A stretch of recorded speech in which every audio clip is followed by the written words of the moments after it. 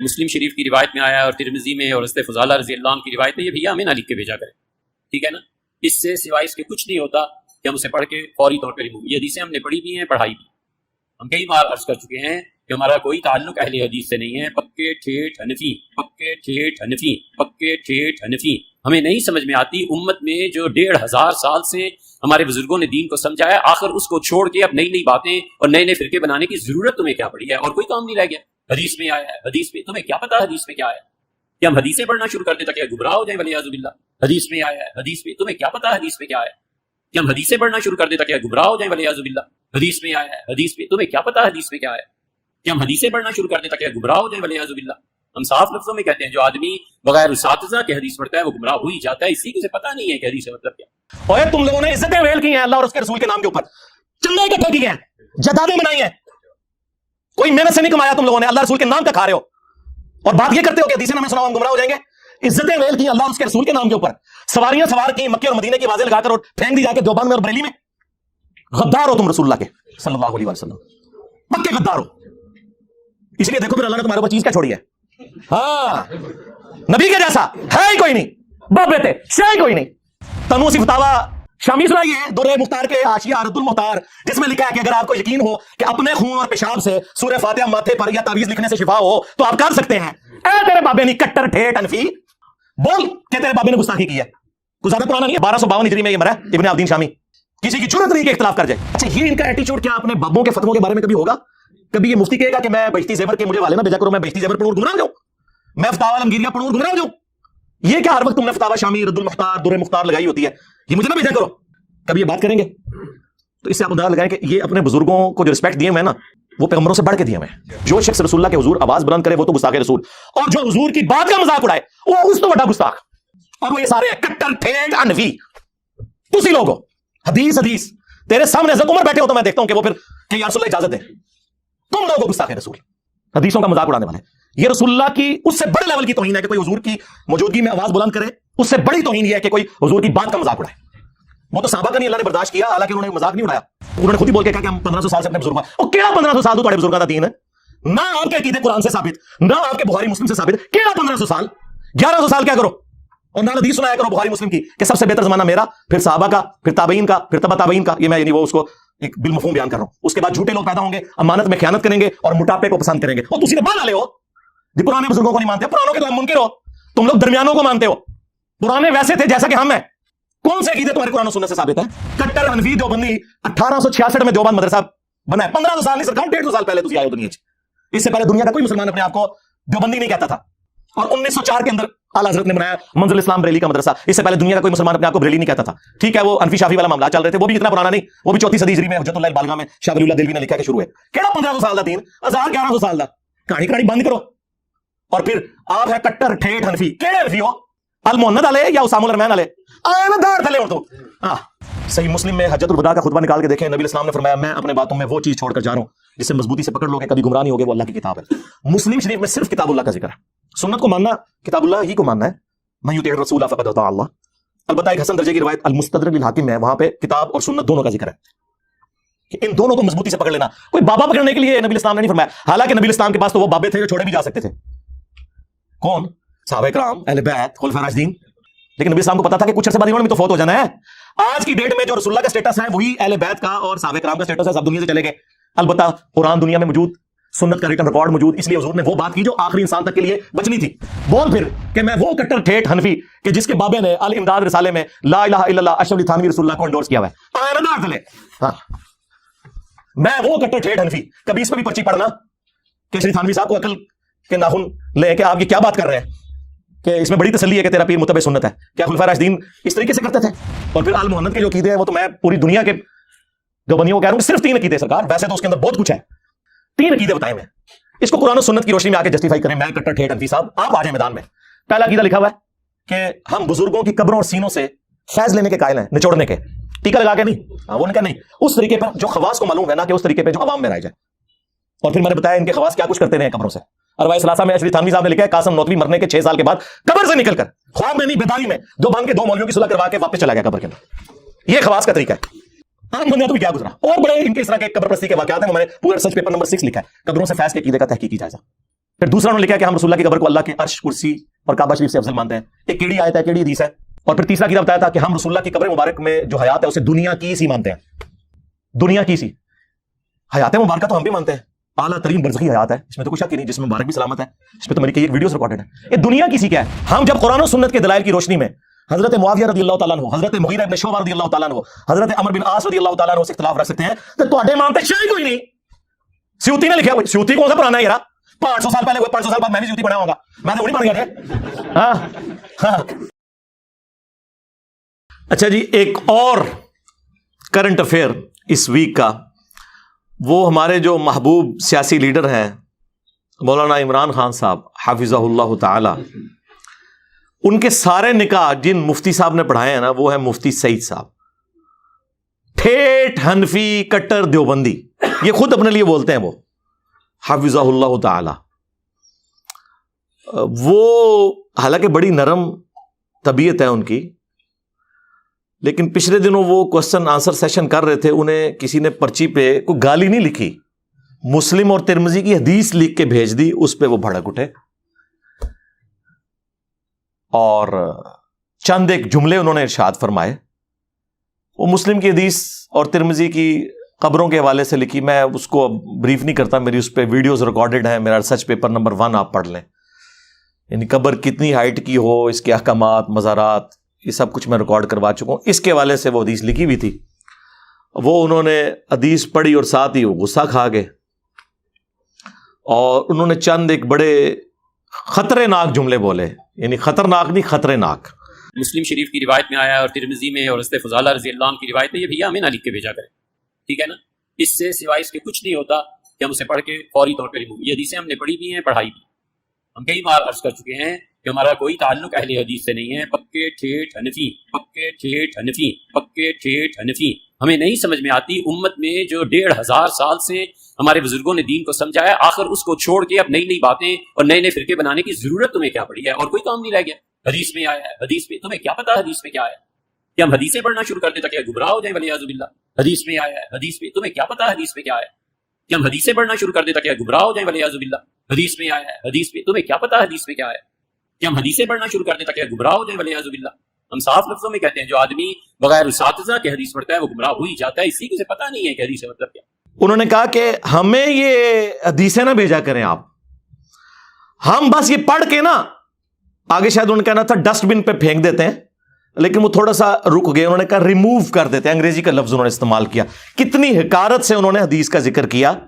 وہ مسلم اور ترمذی کی حدیث تھی. پھر کہنے لگے آپ کو بڑی دفعہ بتایا ہے کہ ہم اہل حدیث وہابی نہیں ہیں، ہم کٹر ٹھیٹ حنفی ہیں.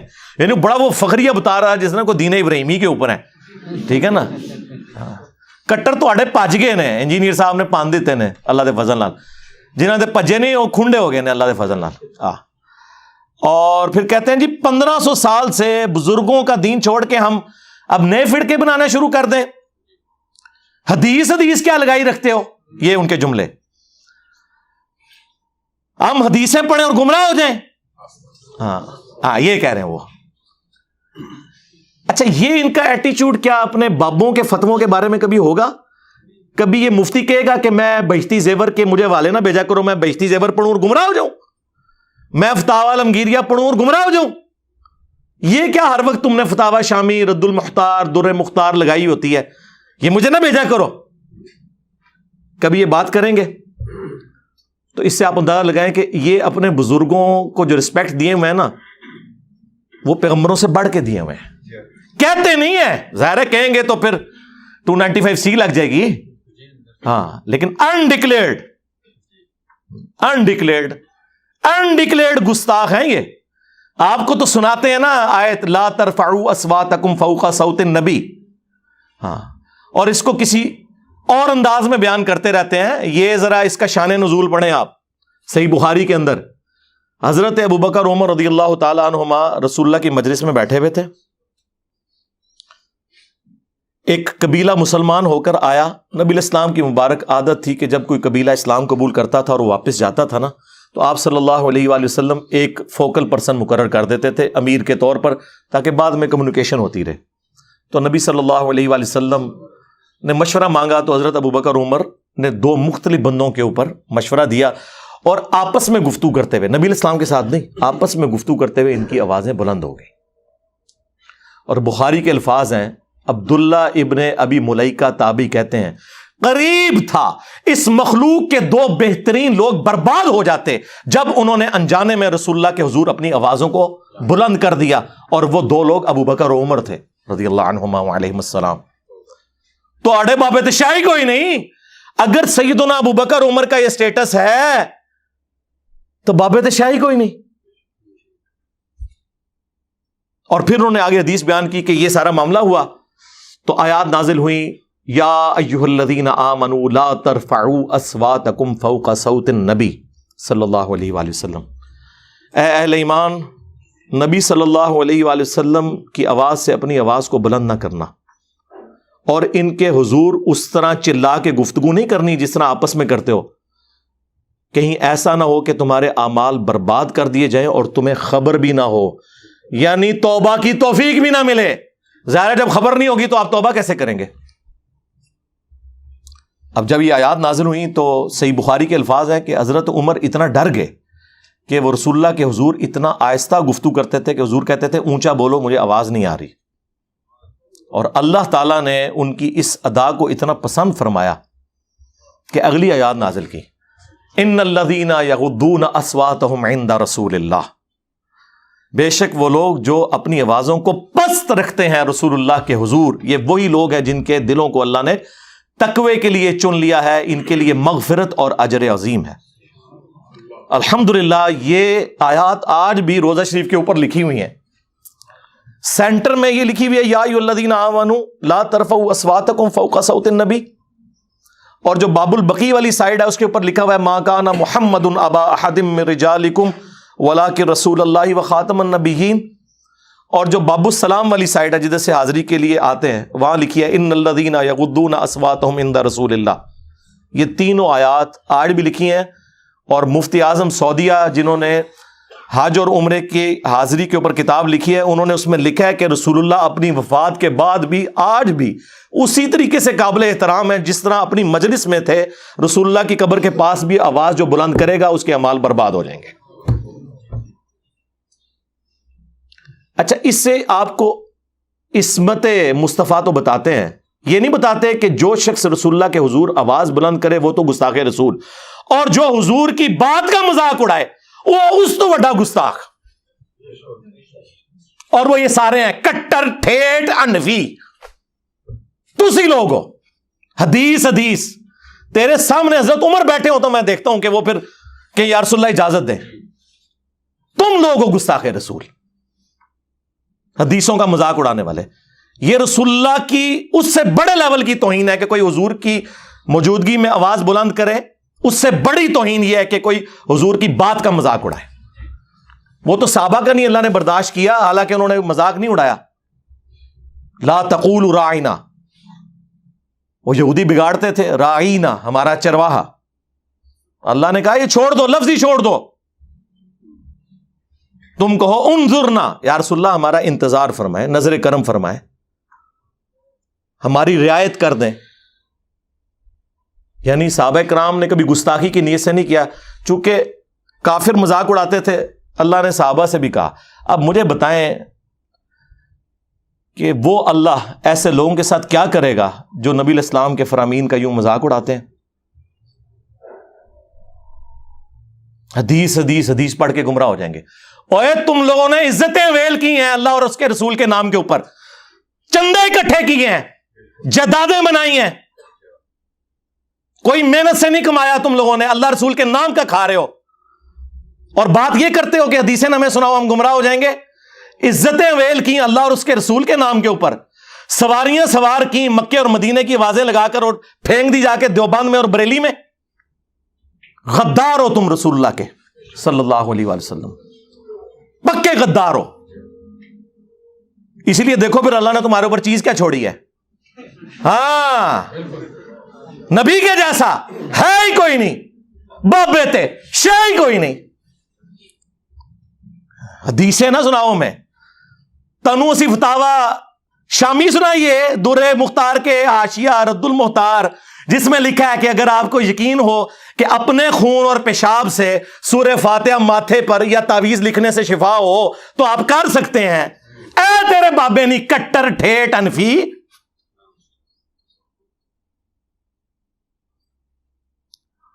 بول کہ تیرے بابے نے گستاخی کی ہے. کوئی زیادہ پرانا نہیں ہے, 1252 ہجری میں یہ مرا ہے ابن عابدین شامی. کسی کی جرت نہیں کہ اختلاف کر جائے. ایک ہمارے وہ استاد غلام سعود سعیدی صاحب رحمہ اللہ تعالی, مفتی صاحب بیٹھے ہوئے تائید کریں گے, انہوں نے شرح صحیح مسلم پڑھی ہے, ان کے پاس پڑھتے بھی رہے. انہوں نے جرت کی ہے کہ انہوں نے اس عبارت کے اوپر گرفت کی, اور لیکن وہ بھی بڑے ڈرتے ہوئے. انہوں نے کہا یقیناً ان بزرگوں کے دلوں میں قرآن کا احترام ہم سے زیادہ تھا. یہ انہوں نے نا پہلے شوگر کوٹڈ کی اپنی عبارت, کیونکہ وہ آگے کلاس لینے لگے تھے. لیکن بال کی کھال اتارنے کی عادت نے ہمارے بزرگوں کو یہاں تک پہنچایا کہ انہوں نے یہ جملے لکھے. ایک مسلمان مر جانا تو گوارا کرے گا, لیکن کبھی یہ گوارا نہیں کرے گا کہ اپنے پیشاب یا خون سے سورہ فاتحہ کا تعویذ لکھے. یہ صرف غلام سعود سعیدی صاحب نے جرت کی لکھنے کی, نہ ان سے پہلے نہ ان سے بعد.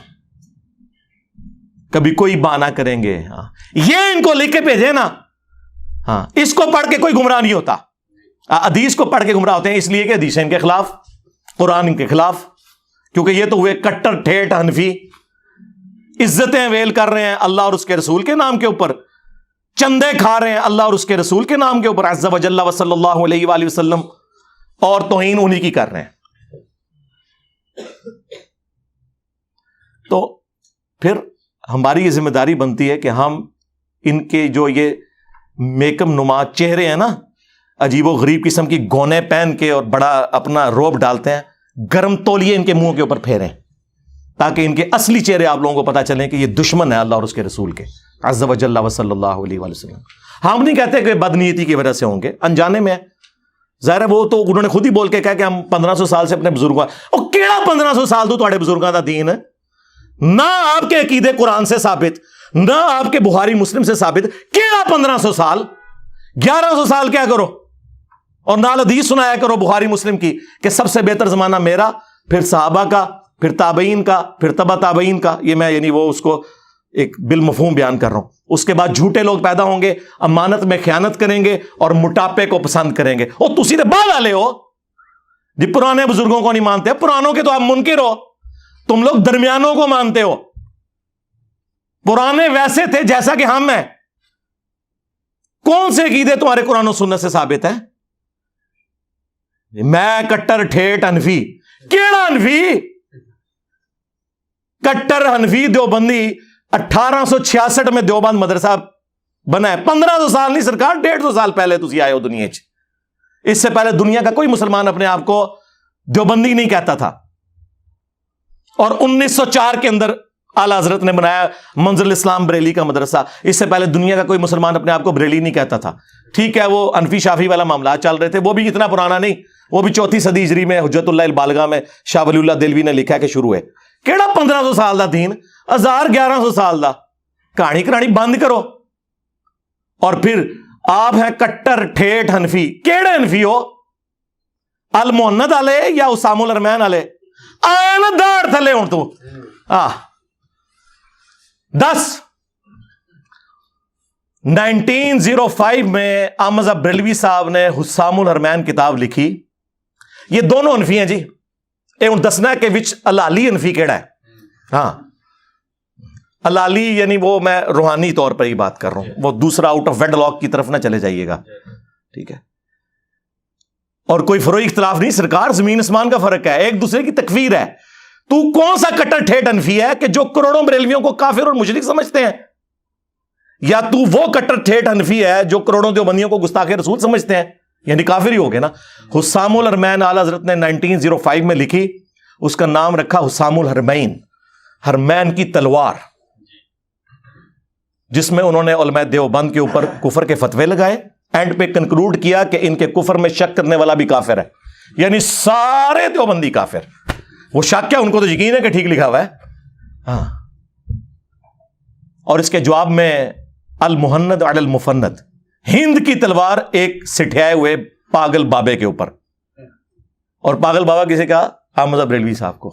कहते हैं हम तो बड़े मीठे हैं। ए तोड़े वो तकी उस्मानी साहब वो दरसे हदीस में कह रहे थे अल्लाह ने हमारे काबरीन को ऐसा बनाया था, अशरी थानवी साहब के सामने किसी ने आला हजरत का नाम डायरेक्ट ले दिया अहमद रजा, तो उन्होंने कहा नहीं नहीं एहतराम से। हमारे हजरत हकीम उल उम्मत मौलाना थानवी रहमतुल्लाह अलैह के सामने एक शख्स ने कहा कि जी अहमद रजा बरेलवी ने तो ये बात लिखी है, इस तरह कह दिया। आप जानते हैं कि मौलाना अहमद रजा खान बरेलवी जो हैं उन्होंने हमारे अकाबिर के खिलाफ कुफर के फतवे दिए, तो हजरत ने डांटा हूँ कि तुम ऐसे नाम क्यों ले रहे हो अहमद, बगैर किसी ताज़ीमी लक़ब। मौलवी कहते, मौलाना कहते, मौलाना अहमद रजा खान बरेलवी कहते, तुमने सिर्फ अहमद रजा खान बरेलवी क्यों कहा? गो यानी गोया इसको भी उनकी तौहीन समझा और टोका कि ठीक है तुम्हारे खिलाफ दूसरे मसलक के आदमी हैं, हमारे ऊपर फतवे भी लगाए, लेकिन हम अपनी जबान को गंदा नहीं करेंगे, हम अपनी जबान से उनकी तौहीन नहीं करेंगे। तो अल्लाह तबारक व तआला ने हमारे अकाबिर को ऐसा बनाया कि अपनी जबान को हमेशा दायरे में रखते। सरकार अशरी थानवी दे साइन होए ने अलमोनत उते जी आयो ना दाड़ थले ए दाड़ आखिरी वाली कड़िक करने वाली।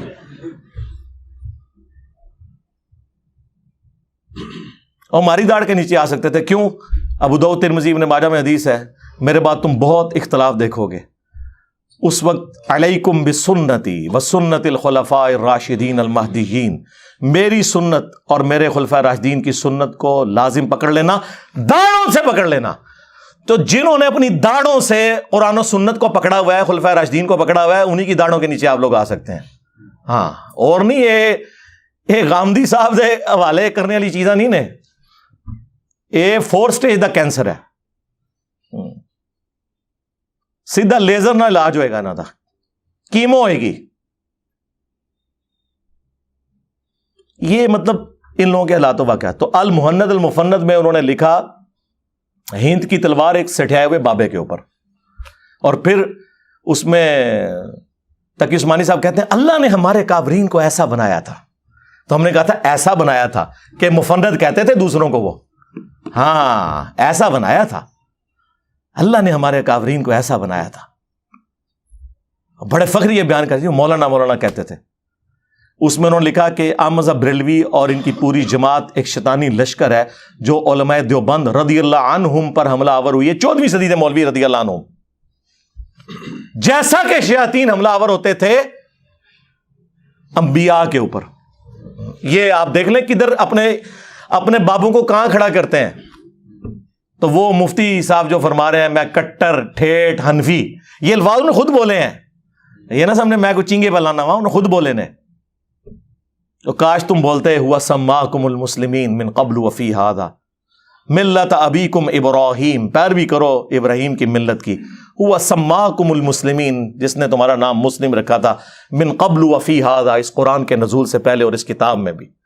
तू अपने आप को मुस्लिम क्या है यार?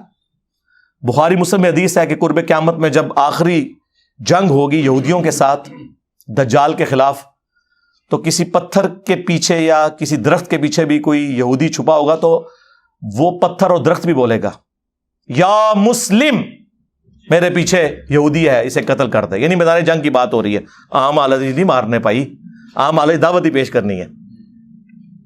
तो सवाए गरकद के दरख्त के, वो यहूदियों का दरख्त है, वो उन्हें पनाह देगा। या मुस्लिम के अल्फाज हैं, या सुन्नी या शिया या देवबंदी या कट्टर हनफी ठेठ देवबंदी, ये नहीं है, या कट्टर बरेलवी नहीं है, ये अल्फाज हैं वहां पे, या मुस्लिम।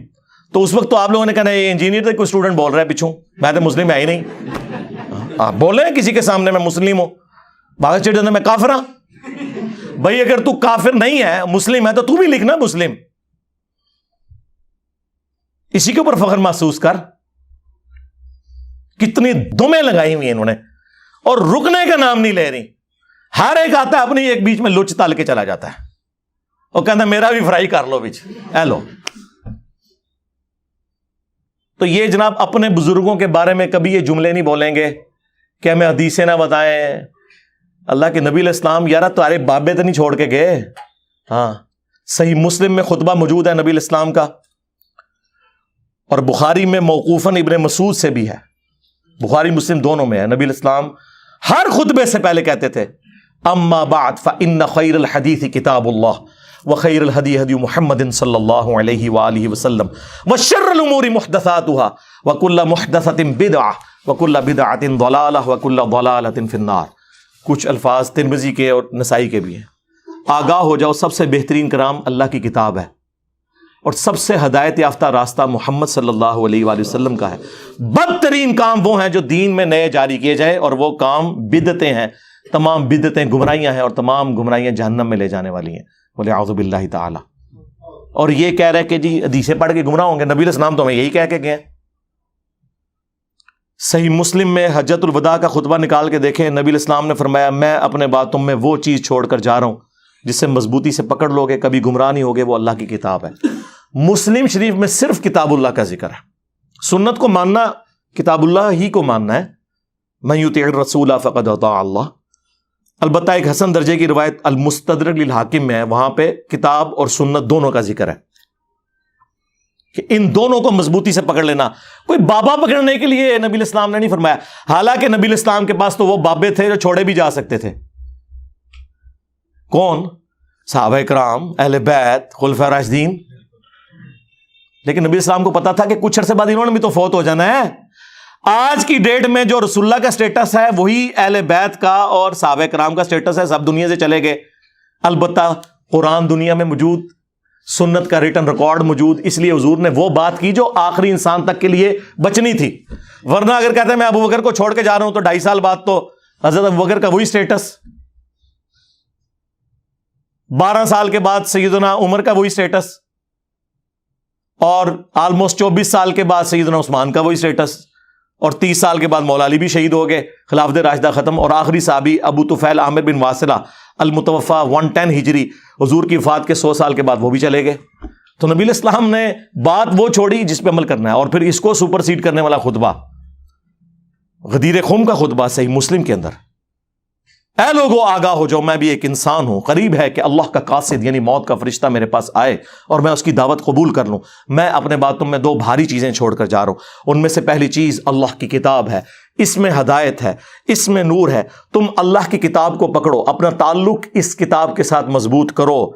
اللہ کی کتاب اللہ کی رسی ہے، جو اسے پکڑے گا ہدایت پر ہوگا، جو چھوڑ دے گا گمراہ ہو جائے گا۔ مجھے اپنی زندگی میں قرآن کی تعریف میں اتنے زیادہ جملے کسی صحیح حدیث میں نہیں ملے جو غدیر خم کی حدیث میں ہے۔ 6225 سے لے کے 6228 تک مولا علی کے فضائل والے چیپٹر میں صحیح مسلم میں۔ اور پھر فرمایا، زید بن ارقم کہتے ہیں کہ رسول اللہ پھر ہمیں بار بار کہتے رہے اللہ کی کتاب، اللہ کی کتاب، اللہ کی کتاب۔ اور پھر فرمایا دوسری بھاری چیز میرے اہل البیت ہیں، میں اپنے اہل البیت کے بارے میں تمہیں اللہ کا خوف دلاتا ہوں۔ اور یہ جملہ آپ نے 3 دفعہ ریپیٹ کیا، لیکن امت بالکل الٹ چلی، نہ قرآن کو پکڑا نہ اہل بیت کو زندہ چھوڑا، بالکل الٹ چلی۔ اور چونکہ حضور کو بتا دیا گیا تھا، اور یہ خطبہ آپ نے غدیر پہ اسی لیے دیا ہے جہاں اہل شام اور اہل مدینہ تھے، انہیں شامیوں نے صفین میں مولا علی کے ساتھ کام ڈالا نا۔ حجۃ الوداع پر جو روایتیں ہیں وہ اتنی مضبوط نہیں ہیں، غدیر پہ آئی ہیں۔ اور مسند احمد میں تو آگے بھی حدیث چلتی ہے، مولا علی کا ہاتھ پکڑا اور پھر صحابہ میں بلند کیا، من کنت مولا فہذا علی مولا، جس کا مولا میں اس کا مولا علی، جس کا آقا میں اس کا آقا علی، جس کا جگری یار میں اس کا جگری یار علی۔ یہ سارے الفاظ درست ہیں۔ اور پھر کہا اے اللہ اس سے محبت کر جو علی سے محبت رکھے، اس سے دشمنی رکھ جو علی سے دشمنی رکھے۔ اور یہ حصہ تو مسلم میں بھی ہے، علی سے محبت نہیں رکھے گا مگر مؤمن، علی سے بغض نہیں رکھے گا مگر منافق۔ تو نبی علیہ السلام تو بات ہی قرآن سنت آل البیت کی کر رہے ہیں، یہ اپنے بزرگوں کو لے کے چل رہے ہیں۔ ان لوگوں کا کیا لینا دینا میرے بھائی، نہ انہوں نے قرآن پڑھا صحیح طریقے سے، نہ اگر پڑھا تو پھر اس کے ساتھ یہ غداری کی ہے کہ کہہ رہے ہیں ڈائریکٹ پڑھو۔ یار یہ غداری تو کوئی فزکس کا پروفیسر اپنی کتاب کے ساتھ نہیں کرتا۔ آج تک کسی فزکس کے پروفیسر کو سنا ہے کہ آئنسٹائن کی تھیوری آف ریلیٹیوٹی نہ پڑھنا گمراہ ہو جاؤ گے، یا کوئی انگلش کا پروفیسر کہے کہ آکسفورڈ کی ڈکشنری نہ پڑھنا گمراہ ہو جاؤ گے۔ اس سے بڑھ کر میں میکینیکل انجینئرنگ میں نے کی ہوئی ہے، جب کبھی بھی بڑے مجمع میں میں نے اپنی کلاس کے اندر ٹیچر کی غلطی نکالی نا کتاب سے، تو اس نے ہمیشہ کہا تھینک یو، मौलवी की आप गलती निकालोगे ना फेंक दो। यानी एक दुनियावी टीचर जिसे ये समझते हैं, हम तो उस तालीम को भी दीन का हिस्सा समझते हैं, फिजिकल फिनोमेना ऑफ नेचर की तालीम है, साइंस की, वो अपनी किताबों के गद्दार नहीं है। ये लोग अपनी किताबों के गद्दार हैं और इससे बढ़कर इन किताबों से खा रहे हैं। इन्हीं नामों के ऊपर इन्होंने इज्जतें वेल की हैं। इतनी बेईमानी इस तरह कौन करता है? ये लोग करते हैं। मैं कट्टर ठेठ हनफी, बोल फिर कि मैं वो कट्टर ठेठ हनफी कि जिसके बाबे ने अल इमदाद रिसाले में ला इलाहा इल्लल्लाह अशरफ अली थानवी रसूलुल्लाह को एंडोर्स किया हुआ है। आए ना दाड़ तले। हाँ,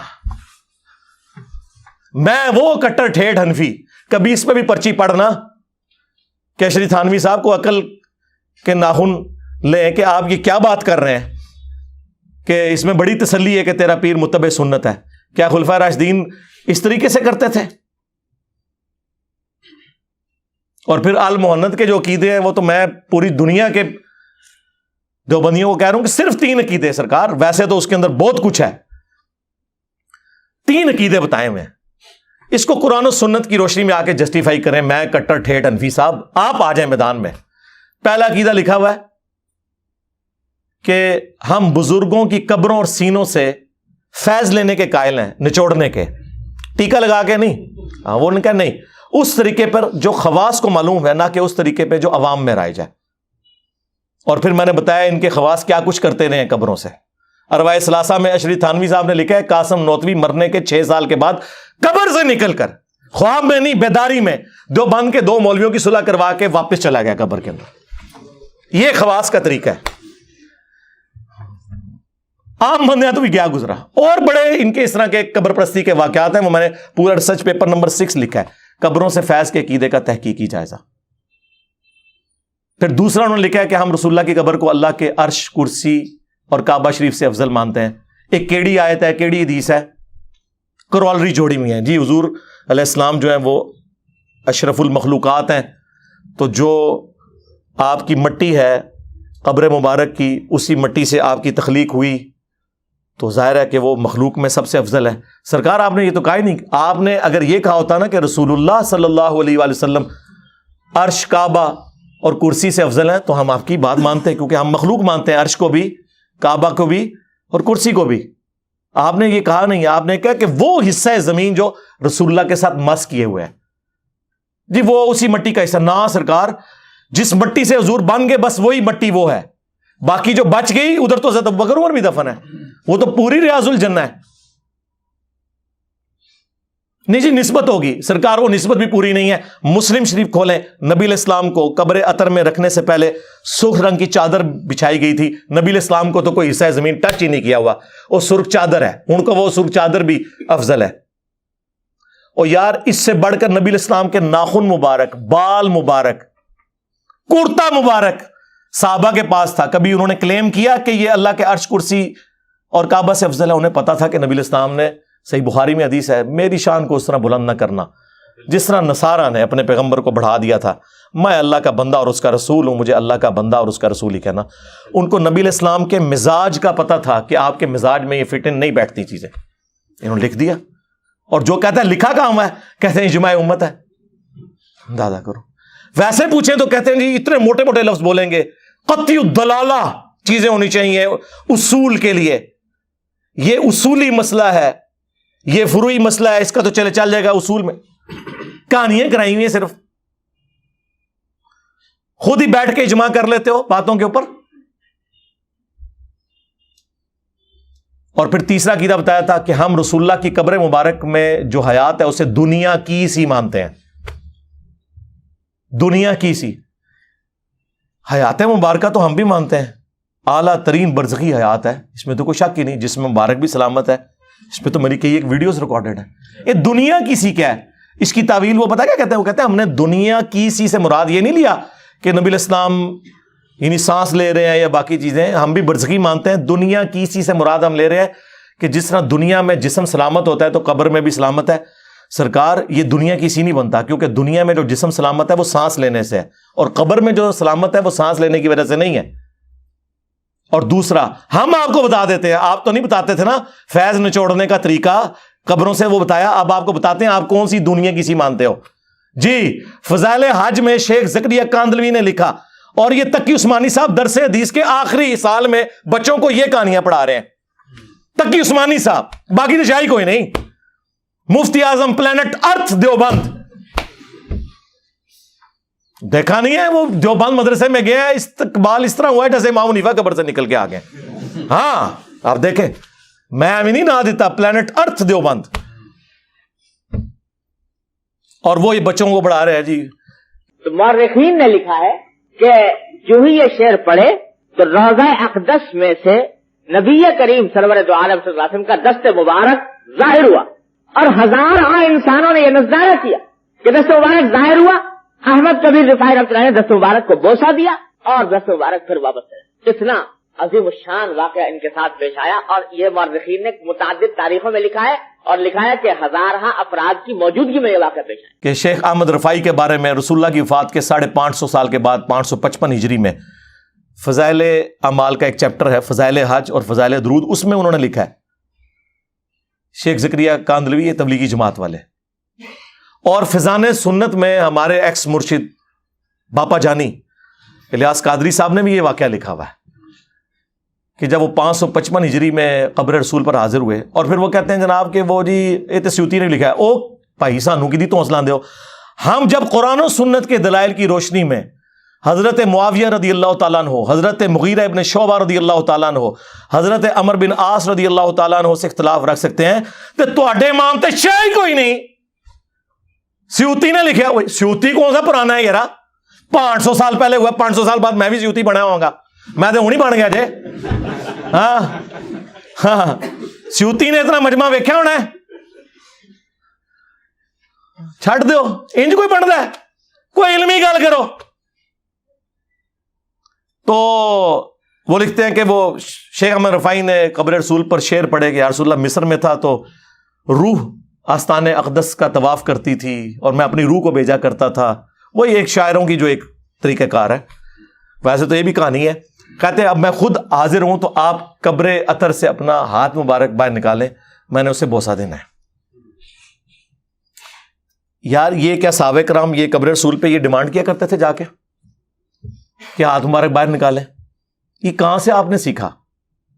اچھا پھر وہ کہتے ہیں جی 90,000 کا مجمع تھا مسجد نبوی میں, اور نبی علیہ السلام نے خواب اپنی بیداری میں ہاتھ نکالا اور شیخ احمد رفاعی نے اسے بوسہ دیا, اور یہ منظر دیکھنے والوں میں شیخ عبد القادر جیلانی کا نام بھی ذکر کیا جاتا ہے.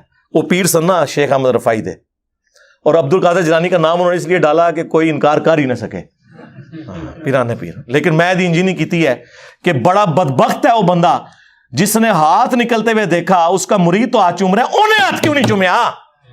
انہیں داڑ تلے دیکھنے والے شامل سی ہو, انہیں ہاتھ کیوں نہیں چومیا؟ لاما 295 سی ہوتے تھے.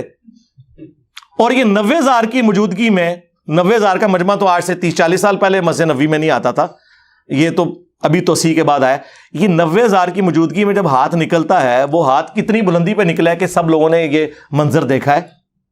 بس قریبی لوگ ہی دیکھ سکتے ہیں. اے کوڑ جھوٹ ہے.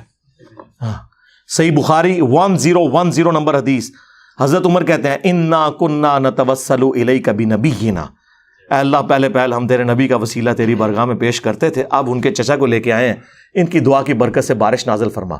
وہ تو نہیں قبر رسول پہ جا کے حاضر ہوئے. حالانکہ حضرت عمر وہ ہیں جن کے بارے میں مسلم شریف کے اندر حدیث موجود ہے کہ ایک دفعہ سفر میں جب کھانا کم پڑ گیا تو تھوڑا سا کھانا اور پانی جمع کر کے انہوں نے حضور سے ریکویسٹ کی کہ یا رسول اللہ آپ دعا فرمائیں. تو آپ کی مبارک انگلیوں سے پانی کے چشمے بھی جاری ہوئے, کھانے میں برکت پڑ گئی. حضرت عمر کو تو پتا تھا کہ حضور صلی اللہ علیہ وآلہ وسلم کے ہاتھوں کی یہ برکت ہے, تو وہ قبر رسول پہ جا کے عرض کر دیتے یا رسول اللہ شیخ احمد رفاعی کے لیے تو 500 سال بعد آپ نے ہاتھ باہر نکالنا ہے, آپ ہاتھ نکالیں میں پانی کا پیالہ لے کے آیا ہوں. ہاں کہنا جی انہوں کی گل کیوں کرتے ہو سرکار, انہوں تو ہی کیدے لینے نا, تواڈے بابیاں تو کیدے لینے نے, ہندوؤں دی اولاداں. ہاں کون ہے یہ؟ ادھر کیا شروع سے دین آیا ہوا ہے؟ وہ صرف وہ لوگ سید کوئی دعویٰ کر سکتا ہے یا کوئی عرب کی سرزمین کے رہنے والے لوگ ہیں. یہ ہندوؤں کی اولادیں یہ ہمیں بتائیں گے کہ یہ عقیدے کہاں سے لینے ہیں. تے کٹر ٹھیٹ انفی صاحب میرے خیال ہے اتنی خوراک کافی ہے تواڈے واسطے. ویسے تو تمہیں پتہ ہے میرا تو فیوریٹ ٹاپک ہے. ہاں میں تو کوئی موقع نہیں جاننے دوں گا کہ میں ڈرل کروں گا ان کی پبلک کے دماغ میں کہ سوچو کہ یہ تم لوگ کن لوگوں کے پیچھے لگے ہوئے ہو. یہ وہ لوگ ہیں جنہوں نے عزتیں اللہ اور اس کے رسول کے نام کے اوپر اویل کی ہیں اور قرآن و سنت کے نام سے چڑھتے ہیں اور کہتے ہیں ہمیں نا لکھ کے بھیجا کرو. ہم تو یہ پڑھ کے ریموو کر دیتے ہیں. ہم 1500 سال بعد اب تم لوگ بتاؤ گے ہمیں ہم اپنے بزرگوں کا دین چھوڑ دیں. اچھا انہوں نے پتا ہے کہ قرآن دی جڑا پڑھتا ہے نا انہوں نے بابے تو فارغ ہو جاتا جو. ہاں انہوں نے پتا ہے. جی سب تو بڑی مثال میں وہاں 2002 میں عمرے پہ گیا, غلاف کعبہ پکڑ کے دعا مانگی تھی, اللہ مجھے بریلوی مارنا, شکر ہے قبول نہیں ہوئی. منو کہنا چاہیے تھی اللہ منو مسلمان ماری. ہاں اور یہ میں آپ کو وثوق سے کہتا ہوں اگر آپ مخلص ہیں نا, سرکار آپ ہدایت کے مخالف راستے پہ بھی چل پڑے نا اخلاص کے ساتھ, اللہ تعالیٰ کان سے پکڑ کے آپ کو سیدھے راستے پہ چلا دے گا. اور اگر آپ بے ایمانی پہ اترے ہوئے ہیں سرکار, تو آپ رسول اللہ کے چچا بھی ہو نا, ابو لہب ہاشمی بھی ہوں, تو مر جائیں گے حرام موت. اور قرآن میں قیامت تک بددعائیں پڑی جائیں گی ان پر, تبت یدا ابی لہب وتب. یہ بات ہے. نسبت بھی اسی وقت کام آتی ہے جب آپ نبیوں کی آواز کے اوپر لبیک کہتے ہیں. صلو علی محمد وآل محمد, اللہم صلی علی محمد وعلی آل محمد واصحاب محمد وازواج محمد وامت محمد اجمعین الی یوم الدین. آمین.